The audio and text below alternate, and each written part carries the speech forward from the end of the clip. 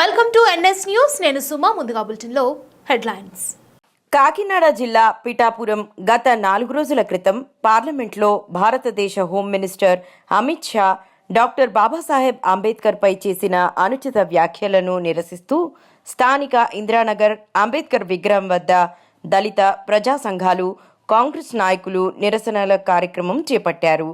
ఈ కార్యక్రమానికి మొయ్యటి సూర్యనారాయణరావు అధ్యక్షతన జరిగిన నిరసన కార్యక్రమంలో కాకినాడ జిల్లా కాంగ్రెస్ అధ్యక్షులు మాదేపల్లి సత్యానందరావు ముఖ్య అతిథిగా పాల్గొనగా ముందుగా అంబేద్కర్ విగ్రహానికి పూలమాలలు వేసి నివాళులర్పించారు.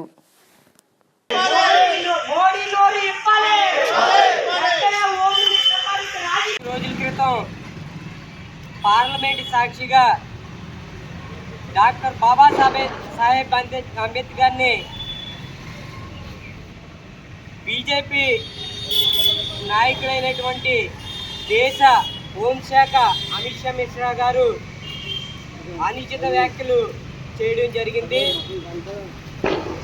ఆ విషయం మీద ఇవాళ పిఠాపురం ఇందిరానగర్లో నిరసన కార్యక్రమం చేపట్టడం జరిగింది. అదే అందరికీ తెలుసు, అంబేద్కర్ మహాజ్ఞాని. ఆయన జ్ఞానం ఎక్కడి నుంచి దొంగిలించింది కాదు, ఎవరు ప్రసాదించిన ప్రసాదం కాదు, కేవలం ఆయన చదివే మహామేధవతనాన్ని కనబర్చిందని ఈ సందర్భంగా తెలియజేస్తా ఉన్నాం. అయితే అలాంటి మేధవుని ఇవాళ బీజేపీ నాయకుడైనటువంటి అమిత్ మిశ్రా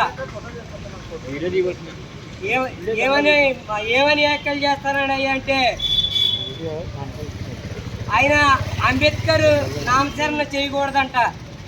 అంబేద్కర్ అంబేద్కర్ అంబేద్కర్ అంటారు. ఎందుకు అంబేద్కర్? ఇవాళ అదే హిందూ దేవుళ్ళని పూజిస్తే స్వర్గానికి దారి దొరుకుతుంది కదా. అంబేద్కర్ని పెద్ద పొగుడుతూ ఉన్నారు. ఫ్యాషన్ అయిపోయింది మీకు అని ఎగతాళిగా అహంకారపూరితంగా మాట్లాడుతూ ఉన్నాడు. దాని మీద దేశవ్యాప్తంగా కూడా ప్రజానీకం అంతా కులాల పరంగా, మతాల పరంగా అన్ని చోట్ల కూడా అట్టుడుకుపోతూ ఉంది. అలా ఇలాంటి పరిస్థితుల్లో హోమ్ మినిస్టర్ అయినటువంటి అమిత్ షా మనకి డాక్టర్ అంబేద్కర్కి బహిరంగ క్షమాపణ చెప్పాలి. అదేవిధంగా హోమ్ మినిస్టర్ పదవి నుండి తొలగించాలి. అదేవిధంగా పార్టీ సభ్యత్వం నుంచి ఆయన తప్పించాలి. ఇవన్నీ జరగాలంటే నరేంద్ర మోడీ నోరెత్తవలసిన అవసరం ఉంది. నరేంద్ర మోడీ మొక్కజొన్న పొత్తు నోట్లో పెట్టుకుని మౌనంగా వహించే మాత్రం మేము సహించేది లేదని ఈ సందర్భంగా తెలియజేస్తూ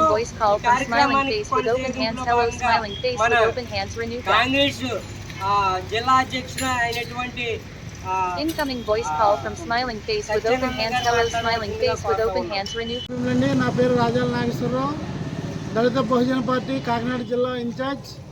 మా అధినేత వడ్లమూరి కృష్ణస్వరూప్, సుప్రీంకోర్టు. ముఖ్యంగా విషయం ఏంటంటే, 3-4 రోజులుగా జరిగే ఈ పార్లమెంట్లో అంబేద్కర్ గారిని, ఈ రాజ్యాంగ నిర్మాత అయినటువంటి అంబేద్కర్ గారిని, ప్రపంచ మేధావి అయినటువంటి అంబేద్కర్ గారిని అవమానించిన అమిత్ షా వెంటనే విధుల నుంచి తొలగించాలి. మోడీ తొందరగా స్పందించాలి. లేదంటే ఈ తీవ్ర స్థాయిలో ఉద్రిక్తత జరుగుతుంది. ఎందుకంటే ఎంతోమంది పేద ప్రజలు గవర్నమెంట్ సెక్టార్ నుంచి, ప్రైవేట్ సెక్టార్ నుంచి ప్రతి ఒక్కరు కూడా ఆ మహానుభావుడు రాసిన రాజ్యాంగం మీద నడుస్తుంది. అమిత్ షా, ఇది గుర్తుపెట్టుకో.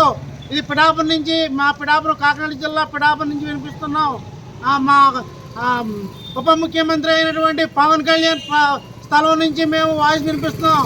ఇది గుర్తుపెట్టుకోండి. ప్రపంచం అంతా ఈ రాజ్యాంగం మీద నడుస్తుంది. మీకు తెలియట్లేదా అమిత్ షా? మోడీ క్షమాపణ ఎప్పుడు చెప్తావు? తొందరగా క్షమాపణ చెప్పకపోతే నీకు విలువలు ఉండవు. రేపు రాబోయే ఎలక్షన్లో నీకు గట్టిగా బుద్ధి చెప్తామని చెప్పేసి మేము రాజ్యాధికారం కూడా మేము సంపాదించుకుంటామని చెప్పేసి ఈ సభాముఖంగా తెలియజేసుకుంటున్నాం. తొందరగా అమిత్ షా క్షమాపణ చెప్పాలి.